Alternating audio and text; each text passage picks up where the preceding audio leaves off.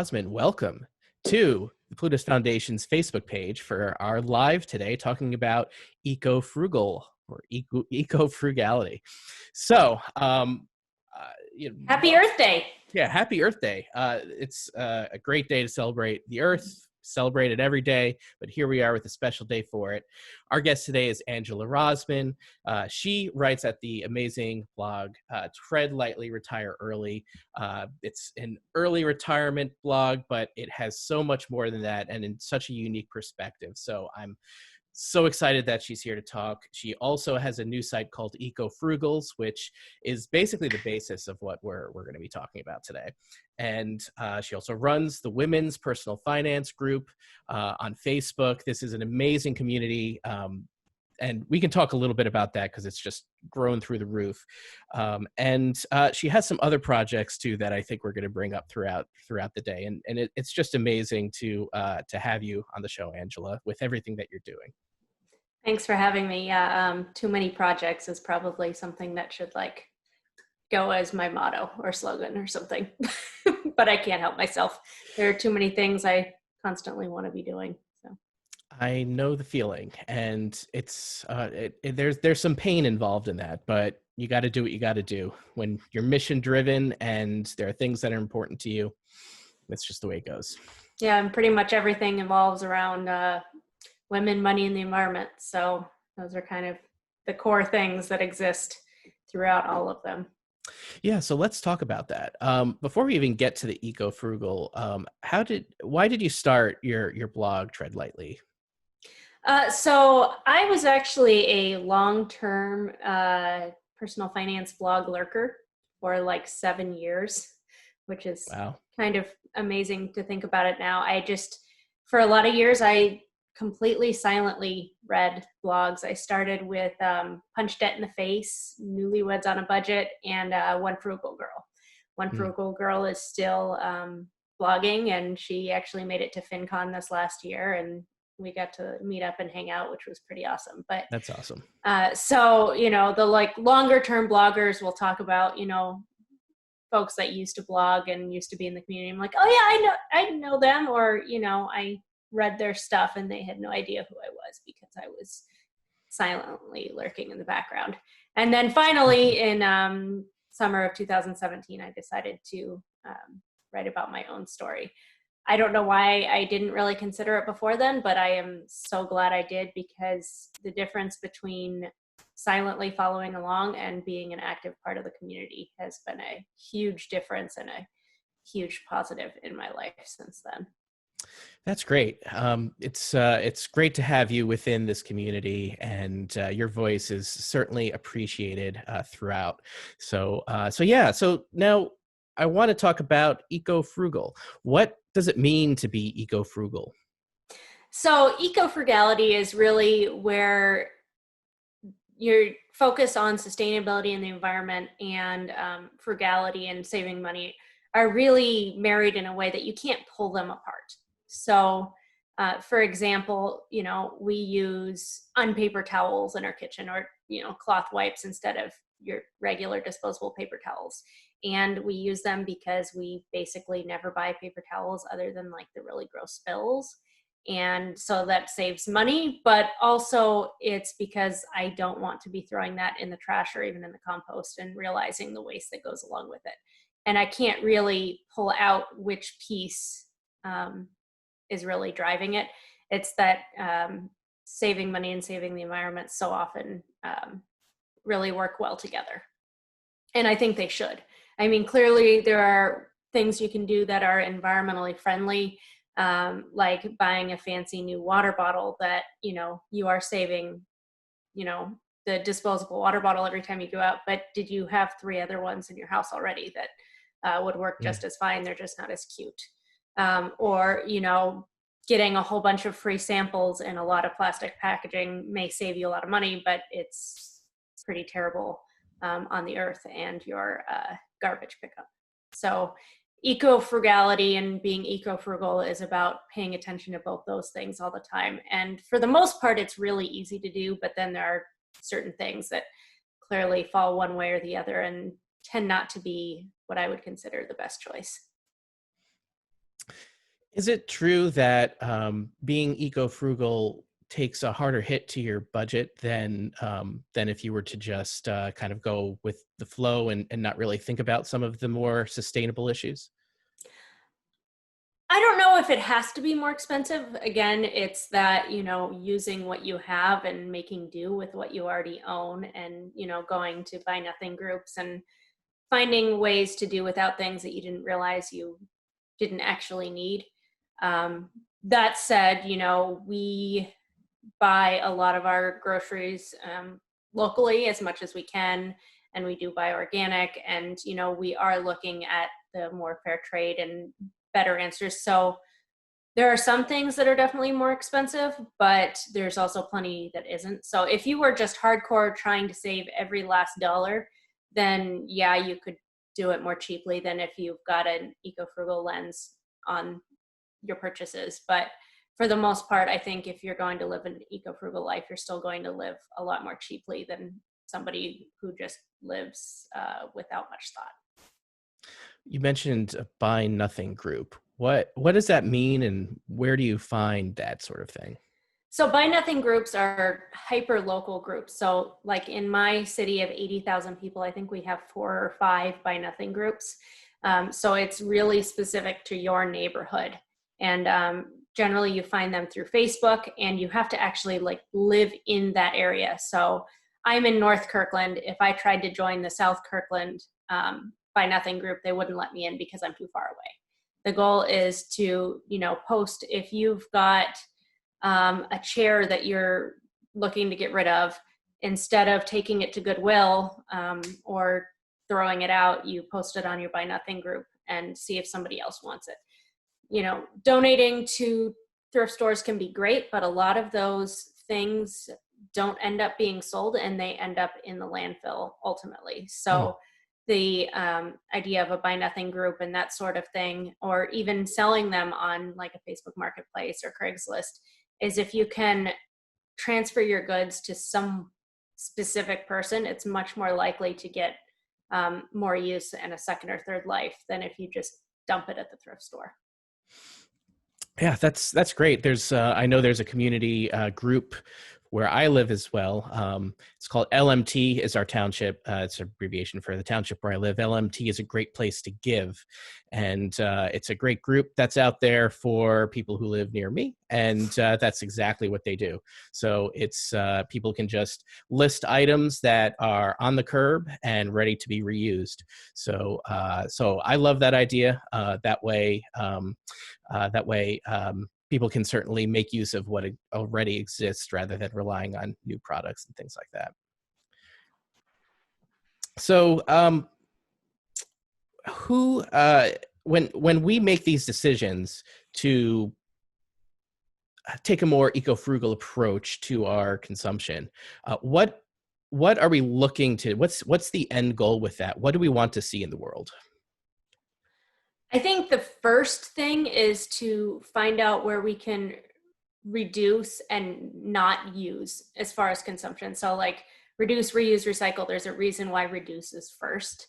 Recycling is better than not at all, but ultimately it's figuring out what you can live without. And so there's kind of a bit of a minimalism component there too, but really it's being intentional and focusing on what actually brings positive to your life, and not what's just purchased or used just because it seems easier or it might be better for that moment.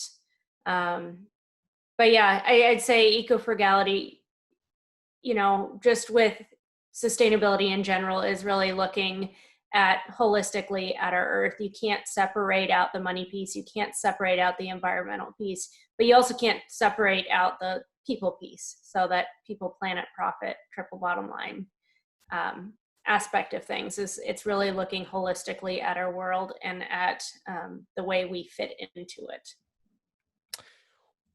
Okay, you just said people, planet, profit, and I love that. But people may not really understand what that means. What do you mean when you say people, planet, profit? So that's like, for example, right now, we are, in this interesting stay home phase of trying to battle COVID-19. And one of the places that has been really hit hard are our local restaurants. And they're really struggling here, as in most places, they've gone to takeout and delivery only. And while normally if I went to a coffee shop, I would bring my reusable coffee mug. For over 2 years, she picks up pennies, wrote on her blog probably 2 years ago about how she was tracking the number of disposable cups she used in a given quarter. And that really kicked off my focus on going from like 90% bringing my reusable mug to saying that if I can't drink it at the coffee shop, or if I have my reusable mug, if my only option is a disposable, then I'll go without. So since then, I literally had gone to 0 takeout cups. Now, fast forward to the last month and a half, where we can't go into restaurants, and because of COVID transmission concerns, pretty much no coffee shops are allowing a reusable mug to fill up their coffee. I've made the purposeful choice to still go and buy coffee and, tip 100% on those coffee orders, because I want to see those local businesses survive. And so I've made an intentional decision to increase my waste in one space, because the people and the economy part is outweighing it in that one place. I'm also driving a whole lot less, and we're making a ton of our meals at home, and overall my waste consumption, while not high to begin with, is my resource use is lower than normal. So if I'm choosing to buy a coffee from a coffee shop once a week and I have to use a disposable cup to do so, then for me that's worth it. And that's kind of where that triple bottom line of eco-frugality and sustainability in general really comes in, is that you can't pull them out apart. The environment is really important. Having great finances are important, but unless we have like a strong, robust community, those two pieces don't matter quite as much.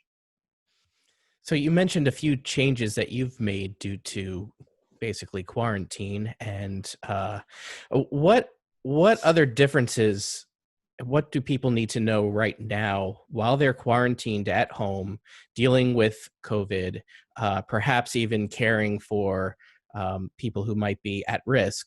What do they need to know, and what kind of decisions can they make now that are going to benefit them from an frugal perspective?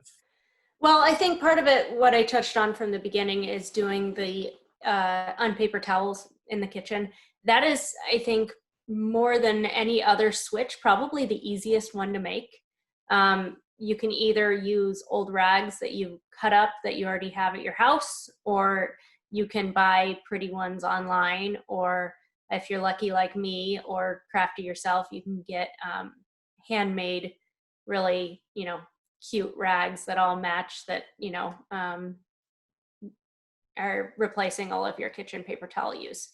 And the best part about that right now too is, while we're seeing supply chain issues at the grocery stores, that we don't have to worry about running out of paper towels, because we just put them in the wash.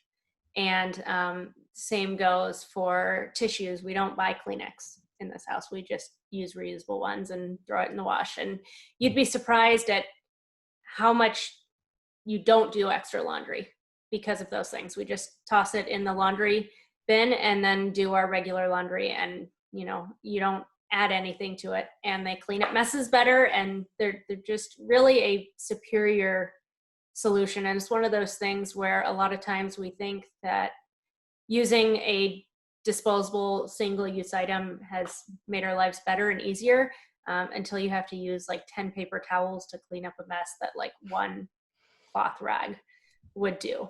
And then along those same lines, I also use family cloth instead of toilet paper for number one, which is something that 2 months ago, absolutely no one wanted to talk to me about.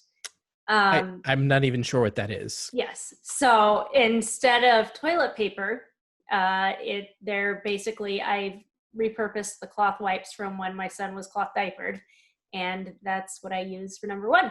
And I'm the only woman in our house. And so toilet paper goes a lot further. And so when everybody's been, panicking about toilet paper supplies and running out, and, our our city had a big old sign in the middle of one of the roads saying, do not flush wet wipes, because people had run out of toilet paper. We haven't bought any toilet paper since this all started. So it's one of those things where 2 months ago, people were really grossed out and didn't want to talk to me about it. But just, 2 months later, our perspectives have changed a little bit, and realizing that being able to be a little bit more self-sufficient, and the fewer things that you have to buy regularly, the more independent you can be throughout this. You don't have to worry quite as much on the supply chain issues at the grocery store. If they're out of something, it's okay, because you have what you need at home.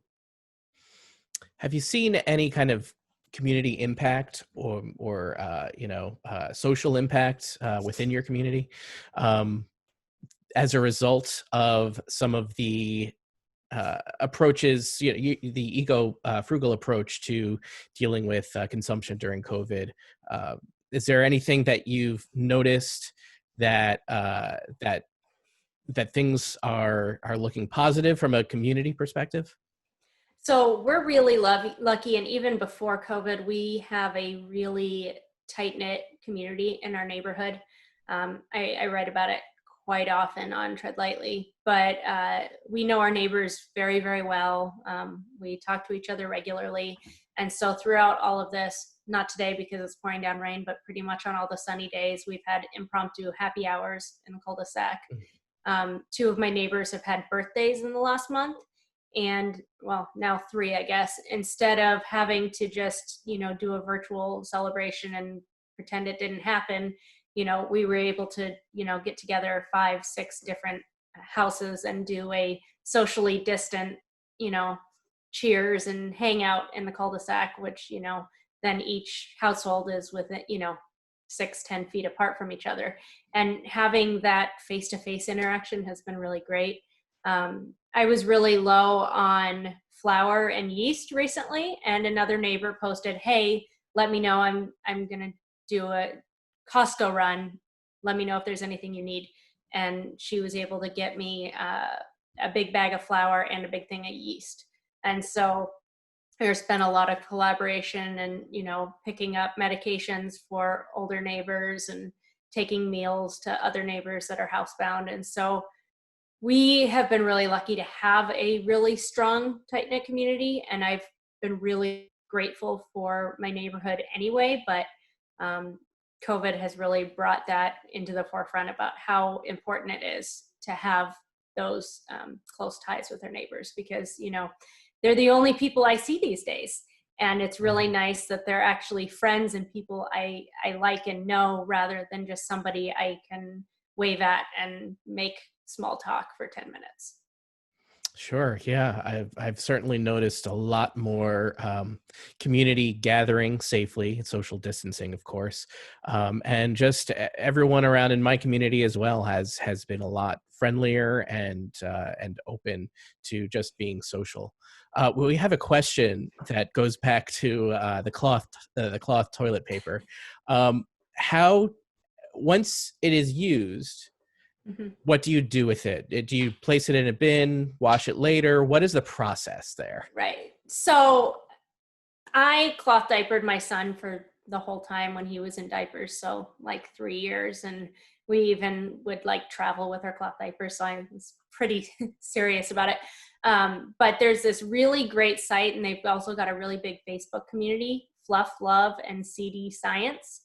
And they have really great wash routines for diapers, because unsurprisingly, when you're talking about human waste, you have to treat that stuff a little bit more seriously. Right. And so I've just stuck with the same wash routine that I used for diapers, which is probably overkill when I'm just talking number one, but it seems like a worthy thing to do, a little bit overkill. So basically it's a quick wash on cold and then a main wash on hot, with just the regular Kirkland signature Tide knockoff stuff.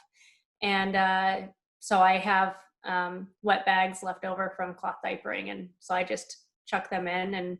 And it used to be a wash once a week or every 10 days, but since I'm home constantly, I'm finding I'm doing that wash like twice a week, which if I had more of them, I wouldn't have to do it as much. But it's really not a big deal. And then when the weather's dry, they get hung up on the line outside, and it's really not a big deal. If you've cloth diapered, it's like no difference. If you use cloth pads like I do, it's also no big deal. It's the same thing. But if you don't do either of those things, you can get just like a wet bag for cloth diapers and toss them in. And then when it's full, you do wash, and then you never run out of toilet paper. It's, yeah, when you talking about doing a wash actually brings up an interesting point here. For the most part, you and I, we work from home, so there isn't a lot of change in our process. But I don't normally work from home. Oh, you don't normally work? Okay. No, Okay. no, I like being in an office. Okay, good. The very extroverted self does not love working from my couch, and we have a smaller house, so I do not have a separate office. But it's okay. I'm getting used to it. So then, and you are doing more laundry at home now. You are using your utilities at home more now. How does that affect what you do from home versus what someone would do from an office if they spend 8 hours a day in an office? How do you still, because of the increased use of utilities, what can you do to kind of maintain that eco-frugal philosophy while you're at home more?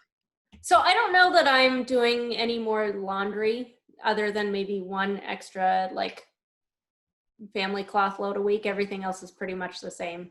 If anything, I'm doing slightly less laundry because I'm not wearing my work clothes. I'm wearing the more casual stuff. But during the week, if you've got a programmable thermostat, you really want to be turning down your thermostat during the day when nobody's home so that it's cooler, so you're not using that energy. And I just haven't turned it back up while I've been at home. I put on a sweater or put a blanket on my lap, and it's been fine. My house will get down to maybe 62, which to me is fine. It's generally not that cold because it's been warmer outside, so maybe it'll get down to 64, 65. But keeping that cooler temperature during the day, even when I'm home.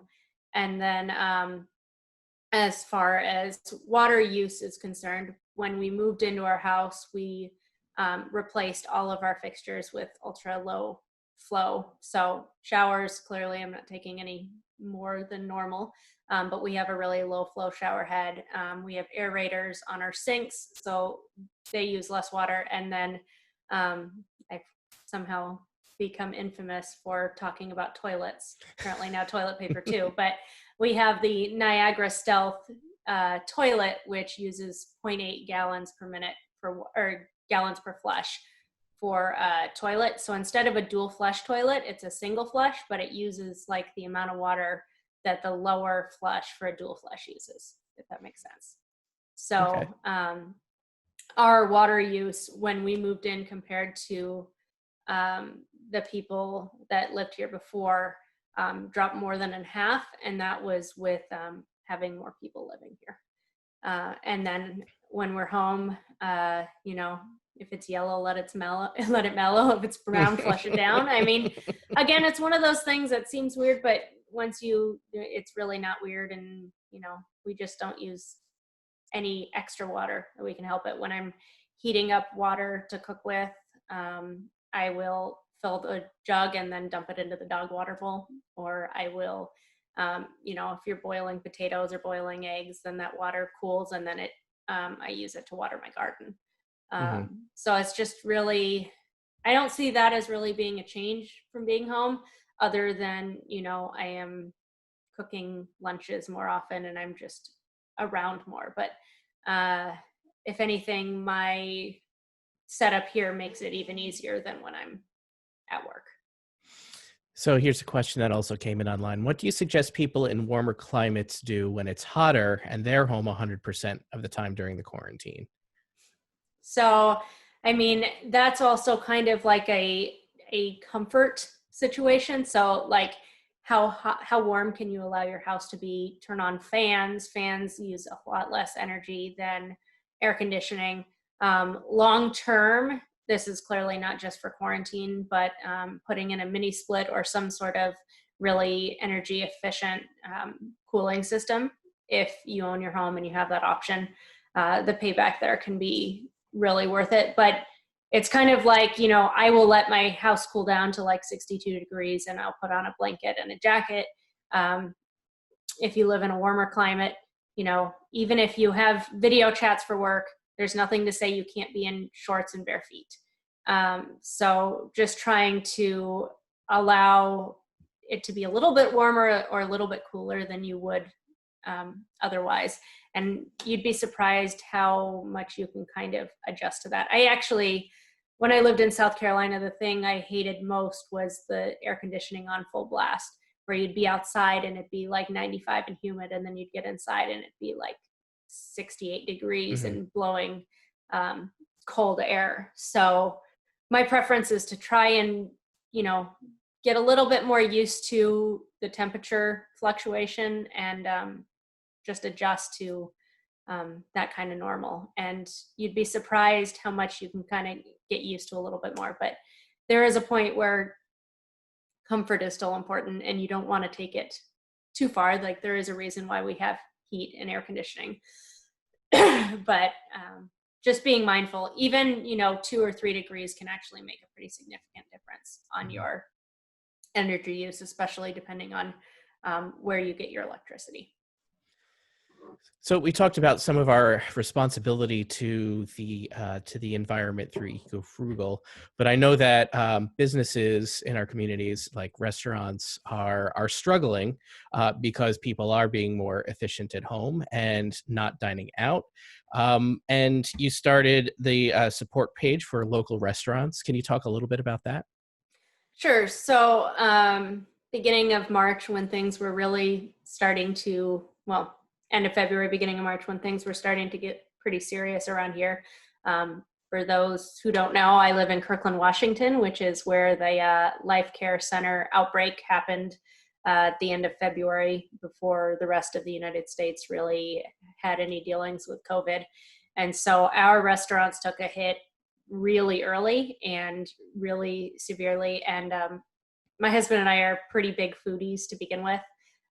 Prior to starting my blog and prior to being a little bit more intentional about our spending, we used to spend a lot of money on food and drink. And, we basically said, well, we're really frugal in other ways. So we kind of gave ourselves a blank check to spend on food and drink. So it took a while to pull that back to a reasonable level of spending, but we still very much enjoy our local restaurants and the culture that comes with it. We have a lot of, mom and pop restaurants and places that, have local, in season meals. And I really like that part of where we live. And I think it's really important to have those small businesses. So mid-March, I had seen that there was a Seattle restaurant support page, and I wanted to have one that was more local to our area. So I am running the East Side Restaurant Support Group with closing in on 5,000 members. And it's been a really great place to just encourage people who still are employed and have the means to really think about supporting their local restaurants and, sharing who's still open, who's got delivery, favorite meals, and just really trying to encourage people to think about putting their money into their local community. One of my biggest fears when things go back to more normal is that we're going to end up with Amazon and Olive Garden, and all of our small local places are going to be gone. And so part of running the Facebook group is doing what I can to keep the places I love in place and the people that live here employed, and really encouraging the people who haven't been impacted financially by COVID, that they are putting their money in the places that they want to see in the future. We have a ton of tech jobs here and a lot of tech folks that were able to go straight to work from home, and they're still working and they're still earning a paycheck. And it's one place to help encourage them and funnel that into our local groups. You know, the small business loans are clearly not getting through to everyone.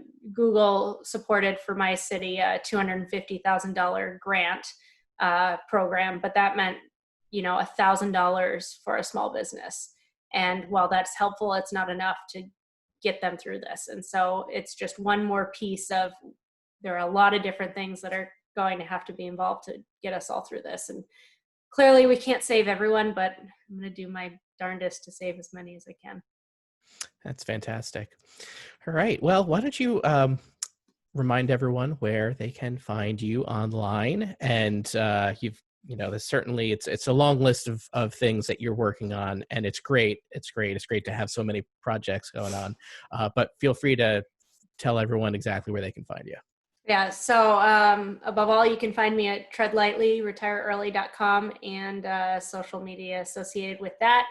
And then more recently, I started a joint venture with my friend Christine over at ecofrugals.com, which is more, how to be more eco-frugal, and lots of resources and tips on how to do that. And then I also run the Women's Personal Finance group on Facebook. So if you identify as a woman, we would love to have you. It's a wonderful, supportive place and my favorite spot on Facebook.